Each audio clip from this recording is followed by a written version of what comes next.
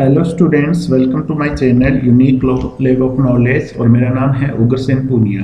तो स्टूडेंट्स, आज के इस वीडियो के अंदर हम पढ़ने वाले हैं मॉडल ऑक्सिलरी। मॉडल ऑक्सिलरी क्या होते हैं, मॉडल कितने प्रकार के होते हैं और उनका प्रयोग इंग्लिश ग्रामर के अंदर किस तरीके से किया जाता है, ये सब कुछ हम इस वीडियो के अंदर कवर करने वाले हैं। तो चलिए हम वीडियो को शुरू करते हैं और देखते हैं कि मॉडल क्या होते हैं। सबसे पहले मॉडल क्या है, यानी मॉडल की परिभाषा क्या है, मॉडल किसे कहते हैं। तो मॉडल शब्द जो है वो मूड शब्द से बना है, जिसका अर्थ होता है मुद्रा, मनोदशा या मनस्थिति। ये एक प्रकार की हेल्पिंग वर्ब्स ही होते हैं। ये बोलने वाले व्यक्ति की मनोदशा को बताते हैं, यानी जो व्यक्ति बोल रहा है वो किस मनोदशा में है, किस मनस्थिति के अंदर है, उसका बोलने का लहजा, उसका बोलने का भाव क्या है, वो हमें बताते हैं मॉडल। तो मॉडल शब्द जो है वो मूड शब्द से मिलकर के बना है। मॉडल ऑक्सिलरी वर्ब्स, इनके बारे में हम पढ़ेंगे आज, जो कि हैं can, could, may, might, shall, should, will, would, must, ought to, used to, इन सभी को मॉडल ऑक्सिलरी वर्ब्स कहा जाता है। Some important facts of auxiliary verbs. अब मॉडल के कुछ महत्वपूर्ण रूल्स हैं, कुछ महत्वपूर्ण इनकी विशेषताएं हैं, वो हम इसके अंदर पहले देख लेते हैं कि मॉडल की क्या क्या महत्वपूर्ण विशेषताएं होती है।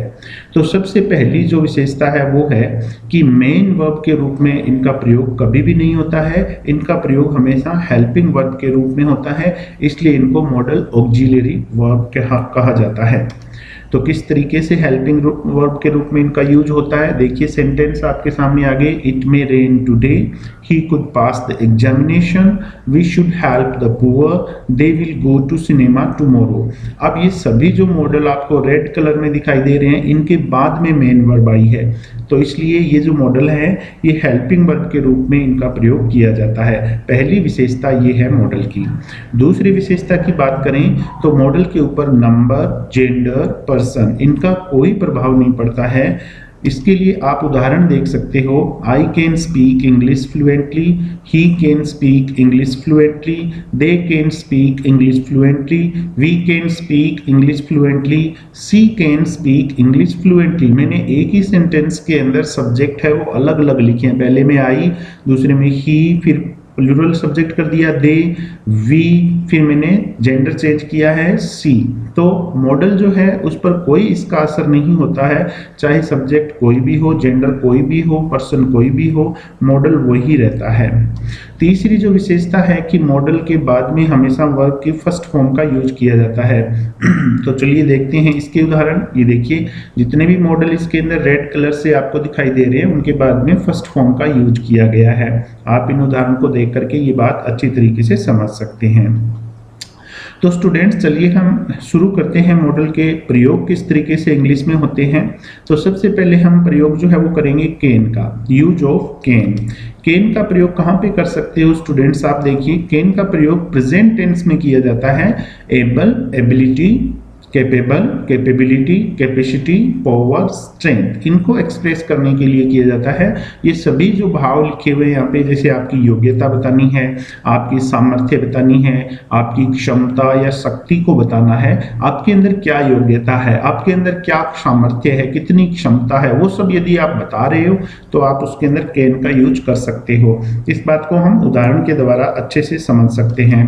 तो ये आपके सामने रहे एग्जाम्पल। पहला एग्जाम्पल देखिए, I can swim in the river, मैं नदी के अंदर तैर सकता हूँ, ये मेरी एबिलिटी है, यानी मुझे नदी के अंदर तैरना आता है, तो ये मैंने अपनी एबिलिटी बताई है। दूसरे में है सी कैन ड्राइव ए कार, वह एक कार ड्राइव कर सकती है, तो उसकी कार चलाने की योग्यता है वो उसने बताई है कैन का यूज करके। I can lift 100 kilogram weight, मैं 100 किलोग्राम वेट उठा सकता हूँ, यानी मेरे अंदर इतनी पावर है कि मैं ये वेट उठा सकता हूँ। My father can buy this car, मेरे पिताजी इस कार को खरीद सकते हैं, ये सामर्थ्य बताई गई है। कैपेबिलिटी इसके अंदर बताई गई है कि मेरे पापा के पास इतने पैसे हैं कि वो इस कार को खरीद सकते हैं, तो कैपेबिलिटी भी आप इसे इस तरीके से बता सकते हो। Ram can get 95% marks in the exams, Ram जो है वो एग्जाम के अंदर 95% मार्क्स है वो प्राप्त कर सकता है, उसके अंदर इतनी कैपेसिटी है कि वो 95% मार्क्स है वो प्राप्त कर सकता है। तो स्टूडेंट्स, वर्तमान काल के अंदर यदि यदि आपको अपनी योग्यता, अपनी सामर्थ्य, अपनी ताकत, अपनी क्षमता बतानी हो तो आप कैन मॉडल का यूज करके बहुत ही आसानी से सेंटेंस बना करके बता सकते हो। उसके बाद में बात करते हैं कुड की। तो कुड स्टूडेंट कैन का पास्ट फॉर्म होता है, कैन का पास्ट रूप है वो कुड होता है, इसलिए कुड का प्रयोग हम पास्ट टेंस में करते हैं, भूतकाल में करते हैं अपनी योग्यता बताने के लिए, अपनी सामर्थ्य बताने के लिए, अपनी क्षमता बताने के लिए और अपनी शक्ति बताने के लिए।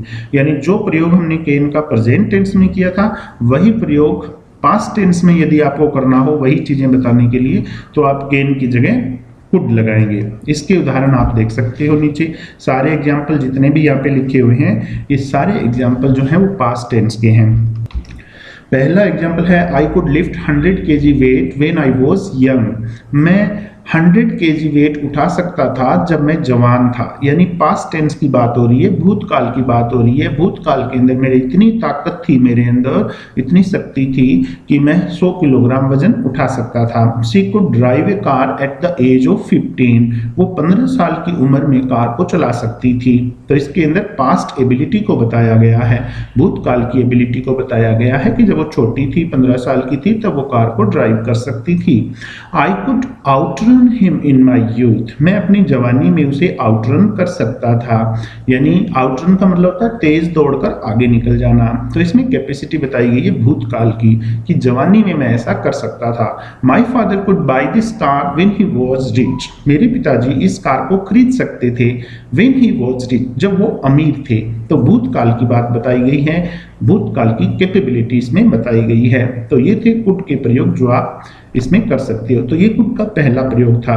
कुड का एक और प्रयोग होता है स्टूडेंट्स, और वो है वर्तमान काल में कुड का प्रयोग किया जाता है पोलाइट रिक्वेस्ट बताने के लिए, विनम्र प्रार्थना करने के लिए और परमिशन लेने के लिए कुड का प्रयोग हम करते हैं वर्तमान काल के अंदर। यदि आपको किसी से प्रेजेंट टेंस में वर्तमान काल में पोलाइट रिक्वेस्ट करनी है, पोलाइटली किसी से कोई बात पूछनी है या पोलाइटली किसी से कोई निवेदन करना है या परमिशन लेनी है, इंटरोगेटिव सेंटेंस बनाते हुए आप इसका यूज कर सकते हो। देखिए उदाहरण इसके, पहला है could you help me please, क्या तुम मेरी सहायता कर सकते हो कृपया। दूसरा है कुड आई स्मोक हियर, क्या मैं यहाँ पे स्मोक कर सकता हूँ। तीसरा है could you post this letter please, क्या तुम इस लेटर को पोस्ट कर सकते हो कृपया। चौथा है could you please lend me some rupees, क्या तुम मुझे कुछ रुपीज उधार दे सकते हो। तो सभी जो प्रयोग हमने किए हैं इसके अंदर सारे के सारे सेंटेंस इंटरोगेटिव है। इंटरोगेटिव में कुड का प्रयोग होता है वर्तमान काल के अंदर पोलाइट रिक्वेस्ट करने के लिए और परमिशन लेने के लिए। जैसे आप देख सकते हो पहले सेंटेंस के अंदर पोलाइट रिक्वेस्ट करी गई है, दूसरे सेंटेंस के अंदर परमिशन ली गई है कि क्या मैं यहाँ पे स्मोक कर सकता हूँ। तीसरे सेंटेंस के अंदर पोलाइट रिक्वेस्ट करी गई है और चौथे सेंटेंस के अंदर भी पोलाइट रिक्वेस्ट करी गई है। इसके बाद में स्टूडेंट्स हम बात करेंगे यूज ऑफ मे का प्रयोग किस तरीके से किया जाता है उसकी बात करते हैं। तो मे का प्रयोग possible, possibility, probable, probability, likelihood, wish, bless, pray, cause के भाव को बताने के लिए किया जाता है। Possible, possibility, probable, probability, likelihood, इनका अर्थ होता है संभावना। यदि आपको संभावना बतानी है, विश इच्छा करनी है, ब्लेस आशीर्वाद देना है, प्रे प्रार्थना करना है, कर्स यानी श्राप देना है किसी को, तो आप मे मॉडल का यूज करके बहुत ही आसानी से ऐसे सेंटेंस बना सकते हो। नीचे लिखे उदाहरण देखिए आप। पहला एग्जाम्पल है there are clouds in the sky, आसमान में बादल है। इट मे रेन टुडे, आज बरसात हो सकती है। पॉसिबिलिटी के बारे में इस सेंटेंस में बात करी गई है कि आसमान के अंदर बादल है इसलिए बरसात होने की संभावना ज्यादा है, बरसात हो सकती है। दूसरे सेंटेंस में देखिए आशीर्वाद दिया गया है मे यू लिव लॉन्ग, तुम चिरंजीवी रहो। तो यहाँ पे जो आशीर्वाद वाले सेंटेंस होते हैं स्टूडेंट्स, ये ब्लेस, प्रे, कर्स, विश, ये वाले जो सेंटेंस होते हैं इनको हम ऑप्टेटिव सेंटेंस बोलते हैं और इन सेंटेंसेस के लास्ट में विस्मयादि बोधक चिन्ह का प्रयोग किया जाता है। यदि आपको किसी सेंटेंस के लास्ट में विस्मयादि बोधक चिन्ह दिखाई दे तो आपको उस सेंटेंस के अंदर केवल और केवल मे मॉडल का ही यूज करना है। जैसे कि तीसरा भी सेंटेंस आप देख सकते हो, मे योर लाइफ बी र्यून्ड, इसके अंदर श्राप श्राप दिया गया है, किसी को बुरा बोला गया है कि तुम्हारा जीवन बर्बाद हो जाए, तो मे मॉडल का यूज करेंगे। क्योंकि दूसरे और तीसरे सेंटेंस के लास्ट में विस्मयादिबोधक चिन्ह है, इसलिए ये ऑपरेटिव सेंटेंस है और इनमें शुरू में मे आता है और मे आप यूज करेंगे। चौथा सेंटेंस है द वेदर इज कोल्ड, मौसम है वो ठंडा है। वी मे हैव स्नोफॉल, बर्फबारी हो सकती है। पॉसिबिलिटी बताई गई है क्योंकि ठंडक है वातावरण के अंदर, तो बर्फबारी होने की पॉसिबिलिटी ज्यादा है। तो इस तरीके से आप मे का यूज कर सकते हो। मे का दूसरा यूज स्टूडेंट्स आप कर सकते हो परमिशन लेने के लिए या परमिशन देने के लिए इनफॉर्मल वे, यानी औपचारिक तरीके से यदि आपको परमिशन लेनी हो या परमिशन देनी हो। औपचारिक तरीके का मेरा मतलब है स्टूडेंट्स कि आप ऐसे व्यक्ति जिसको आप जानते नहीं हो या कोई अधिकारी है जिसके साथ आप ज़्यादा घनिष्ठ नहीं हो, उसके साथ यदि आपको परमिशन लेनी है या परमिशन देनी है तो मे का यूज किया जाता है। इसके लिए उदाहरण देखिए आप, मे आई यूज योर मोबाइल, क्या मैं आपका मोबाइल यूज कर सकता हूँ? यस यू मे, हाँ तुम कर सकते हो। तो इसके अंदर परमिशन दे दी गई कि तुम यूज कर सकते हो और पहले सेंटेंस में परमिशन ली गई है। मे आई कम इन सर, क्या मैं अंदर आ सकता हूं श्रीमान? ये परमिशन लेने की कोशिश करी गई है। यस यू मे, हाँ तुम आ सकते हो, ये परमिशन दी गई है मे के द्वारा। You may come to my house whenever you wish, तुम मेरे घर जब तुम्हारी इच्छा हो तब आ सकते हो, यानी तुम्हें परमिशन दी जाती है कि तुम जब भी तुम्हारी इच्छा हो मेरे घर पर आ सकते हो। दिस सीट इज वैकेंट, ये सीट खाली है। यू मे सिट हियर, तुम यहाँ पर बैठ सकते हो, यानी तुम्हें परमिशन दी जाती है कि तुम यहाँ पे बैठ सकते हो। तो इस तरीके से आप मे का यूज परमिशन लेने के लिए या परमिशन देने के लिए फॉर्मल तरीके से कर सकते हो। तीसरा प्रयोग जो मे का आप कर सकते हो, यदि show that in order that से पहले वाला वाक्य प्रेजेंट टेंस में हो तो बाद वाले वाक्य में मे का प्रयोग किया जाता है। तो इसकी एग्जाम्पल आप देख लीजिए, he is working hard so that he may get good marks. तो सो दैट से पहले वाला सेंटेंस यदि प्रेजेंट टेंस में है तो उसके बाद वाले में मे का यूज कर सकते हो। तीनों सेंटेंस में आप ये देख सकते हो। उसके बाद में स्टूडेंट्स हम बात करते हैं माइट की। माइट के प्रयोग देखिए, लेस पॉसिबिलिटी, रिमोट पॉसिबिलिटी बताने के लिए माइट का यूज किया जाता है, यानी संभावना कम हो। क्षीण संभावना का मतलब होता है बहुत ही कम संभावना यदि है, किसी काम के होने की संभावना बहुत ही कम है तो वहां पर हम माइट का यूज करते हैं। तो उदाहरण देखिए स्टूडेंट्स इस प्रकार के, there are no clouds in the sky, आसमान में बादल नहीं है। इट माइट रेन टुडे, आज बरसात हो सकती है।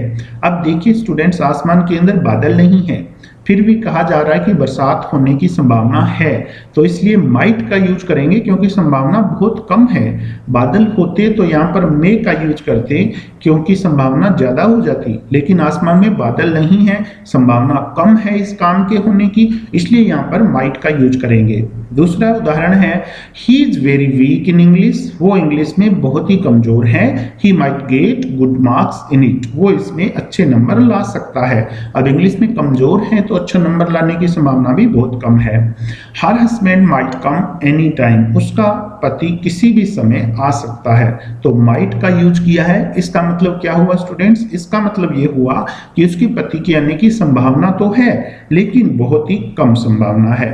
दूसरा जो प्रयोग है माइट का वो है so that in order that से पहले वाला वाक्य यदि पास्ट टेंस में हो तो बाद वाले वाक्य में माइट का प्रयोग किया जाता है। ये प्रयोग हमने मे में भी किया था, लेकिन मे में सो दैट और इन ऑर्डर दैट से पहले वाला वाक्य जो था वो प्रेजेंट टेंस में था, लेकिन माइट का यूज कब करना है? जब पहले वाला वाक्य पास्ट टेंस में हो। इसके लिए आप ये तीनों उदाहरण अच्छे से देख करके समझ सकते हो कि सो दैट से पहले पास्ट टेंस हो तो किस तरीके से माइट का यूज करना है। इसके बाद में बात करते हैं शुड की। शुड का अर्थ होता है स्टूडेंट्स चाहिए, तो शुड से हम advice, suggestion, moral duty, moral obligation का भाव एक्सप्रेस करने के लिए इसका यूज करते हैं। इसके लिए आप उदाहरण देख सकते हो, you should take the medicines regularly, यानी इसमें एडवाइस दी गई है कि तुम्हें ये मेडिसिन नियमित रूप से लेनी चाहिए, सलाह दी गई है। अब वो सलाह को माने सामने वाला व्यक्ति या ना माने, ये उसके ऊपर डिपेंड करता है। मोहन इज सिक, मोहन बीमार है। You should go and see him, तुम्हें जाना चाहिए और उससे मिलना चाहिए या उसे देखना चाहिए, सुझाव दिया गया है। Rich people should help the poor, अमीर लोगों की, गरीब लोगों की मदद करनी चाहिए। मॉरल ड्यूटी बताई गई है कि अमीरों की ये एक मॉरल ड्यूटी होती है, नैतिक कर्तव्य होता है कि उनको गरीबों की मदद करनी चाहिए।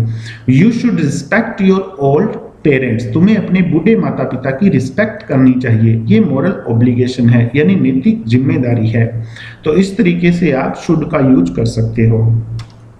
दूसरा शुड का प्रयोग होता है लेस्ट शब्द के बाद नेगेटिव पर्पस एक्सप्रेस करने के लिए। तो स्टूडेंट्स इसके उदाहरण देखिए, यदि आपको एग्जाम में ऐसा कोई क्वेश्चन दिया गया है जिसमें लेस्ट शब्द आया है और आपको उसके बाद में कोई मॉडल लिखना है तो उसमें शुड मॉडल लिखा जाता है। जैसे उदाहरण है ही रेन फास्ट, वो तेज दौड़ा, lest he should miss the train, कहीं ऐसा ना हो कि वो ट्रेन को मिस कर दे।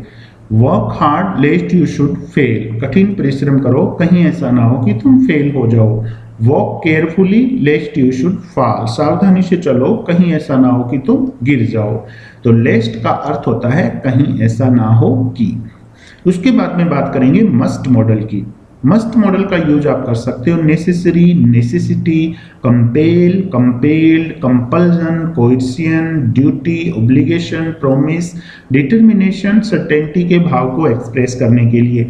यानी आपको लगे कि किसी काम को करना बहुत ज़्यादा जरूरी है, आपको लगे कि इस काम को तो हर हालत में करना ही करना है, बहुत ज़्यादा अनिवार्य है, किसी भी सूरत में इस काम से बच नहीं सकते, यदि आप उस काम से बचेंगे तो आपको उसके कुछ ना कुछ बुरे परिणाम भुगतने पड़ेंगे, ऐसी कोई कंडीशन हो तो वहाँ पे आप मस्ट का यूज कर सकते हो। बहुत ज़्यादा अनिवार्य होना चाहिए किसी काम को करना तो वहाँ पर मस्ट का यूज करते हैं। उदाहरण देखिए, पहला एग्जाम्पल है His lungs have become very weak, उसके फेफड़े बहुत ही कमजोर हो गए हैं। He must give up smoking, तो अब उसको स्मोकिंग गिव अप करना बहुत ज़्यादा जरूरी है क्योंकि फेफड़े हैं वो बेकार हो चुके हैं, इसलिए उसको धूम्रपान है उसको गिव अप करना पड़ेगा, उसको छोड़ना पड़ेगा।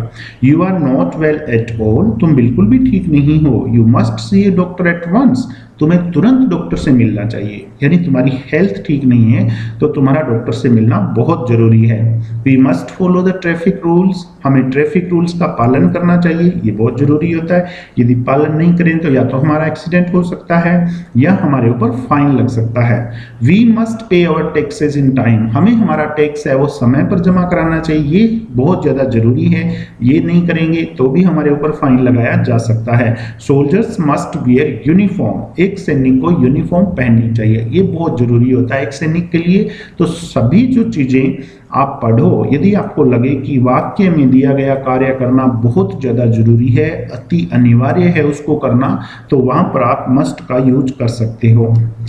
उसके बाद में मस्ट नोट नेगेटिव सेंटेंस में यूज किया जाता है और इसका यूज हम करते हैं नॉट अलाउड टू के भाव को दिखाने के लिए, प्रोहिबिटेड, प्रोहिबिशन यानी निषेध का भाव दिखाने के लिए। आपको लगे कि किसी काम को करना नहीं है, किसी भी कीमत पर इस काम को नहीं करना है, ऐसा बिल्कुल भी अलाउ नहीं है करना, तो वहां पर आप मस्ट नोट लगाएंगे।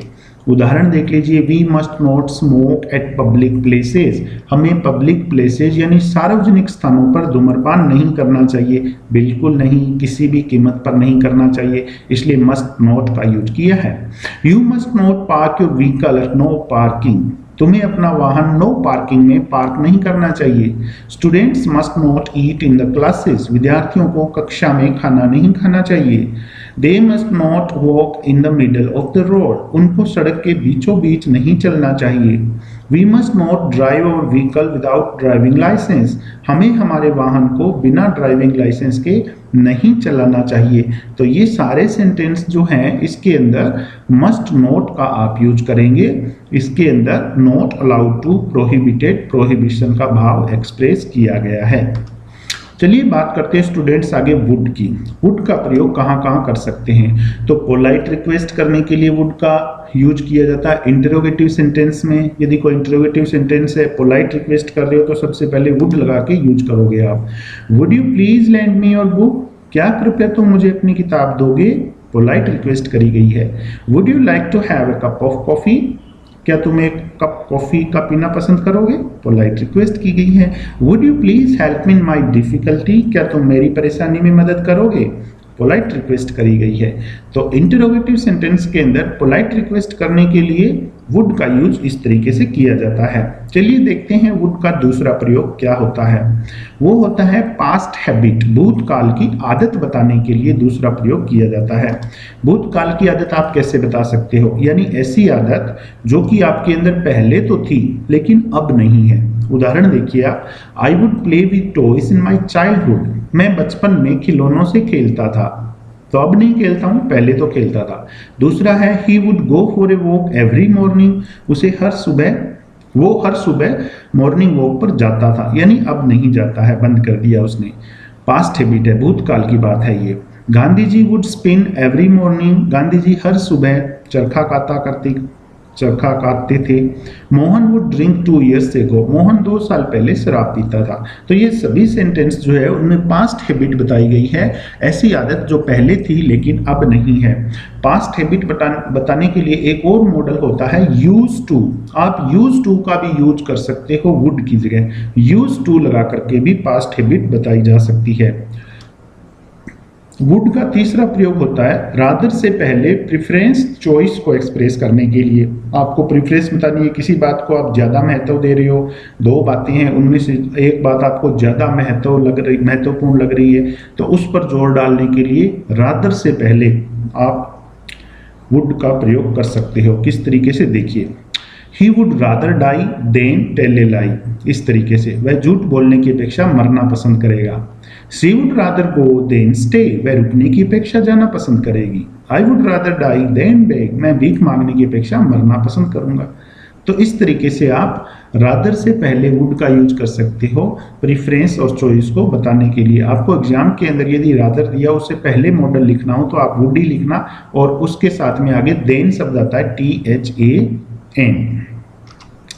चौथा जो वुड का यूज होता है वो होता है अनरियल कंडीशन, कोरी कल्पना एक्सप्रेस करने के लिए। ऐसी कल्पना करना जिसका कोई मतलब नहीं होता है, कोई सिर पैर नहीं है, वो कल्पना कभी भी सच नहीं हो सकती, किसी भी सूरत में वो सच नहीं हो सकती, तो उसको कहते हैं अनरियल कंडीशन। उसके अंदर वुड का यूज किया जाता है। कैसे यूज करते हैं, देखिए, पहला एग्जाम्पल है if I were A bird, यदि मैं एक पक्षी होता, I would fly in the sky, तो मैं आसमान में उड़ता। तो मैं पक्षी तो हो नहीं सकता, केवल कल्पना है। तो ऐसे सेंटेंस को अनरियल कंडीशन वाले सेंटेंस कहते हैं, कोरी कल्पना होती है इनके अंदर। दूसरा उदाहरण है if I were the PM of India, यदि मैं भारत का प्रधानमंत्री होता, I would solve the problem of Kashmir, मैं कश्मीर की समस्या को हल कर देता। If he had visited Agra, यदि वो आगरा गया होता, he would have seen the Taj Mahal, तो वो ताजमहल देखता। तो ये सारी कोई कल्पना है जो कि सच नहीं हुई थी, जो कि झूठी है, हाँ, इनको सच नहीं मान सकते। तो इसके लिए आप एक ट्रिक याद कर सकते हो कि कोई भी इफ वाला सेंटेंस हो, उसके साथ में यदि वर्ब की फर्स्ट फॉर्म दी हुई हो तो दूसरे सेंटेंस में शैल या विल प्लस वर्ब की फर्स्ट फॉर्म आती है। यदि इफ के साथ सेकंड फॉर्म दी गई हो तो दूसरे सेंटेंस में वुड प्लस वर्ब की फर्स्ट फॉर्म का यूज किया जाता है। इफ के साथ हैड प्लस थर्ड फॉर्म दिया हो तो दूसरे सेंटेंस में would have plus third form का यूज किया जाता है, जैसे कि तीसरा एग्जाम्पल आप देख सकते हो। तो स्टूडेंट्स, ये थे महत्वपूर्ण मॉडल जिनका प्रयोग हमने करना सीखा है। मैं आशा करता हूं आपको ये समझ में आ गए होंगे, आप इनका यूज करना अच्छे से समझ गए होंगे। अगले वीडियो में फिर मिलते हैं, तब तक के लिए बाय बाय।